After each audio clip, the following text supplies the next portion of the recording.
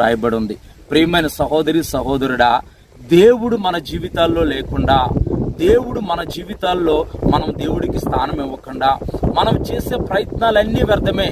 నీవు ఎటువంటి ప్రయత్నాలు చేస్తున్నావు? ఒక మనుషులు నమ్ముకొని ప్రయత్నాలు చేస్తున్నావా? అధికారులు నమ్ముకొని ప్రయత్నాలు చేస్తున్నావా? నీ సొంత ఆలోచనలు బట్టి నీవు ప్రయత్నాలు చేస్తున్నావా? ఆ ప్రయత్నాలన్నీ వ్యర్థమే. పేతురు కూడా ఎంతో పని నైపుణ్యత కలిగిన వాడు. తన జీవితంలో తాను అపజయాన్ని ఎదుర్కొన్నాడు. తన జీవితంలో ఆ రోజు రాత్రి ఎంత ప్రయాసపడినా చేపలు పట్టలేదు.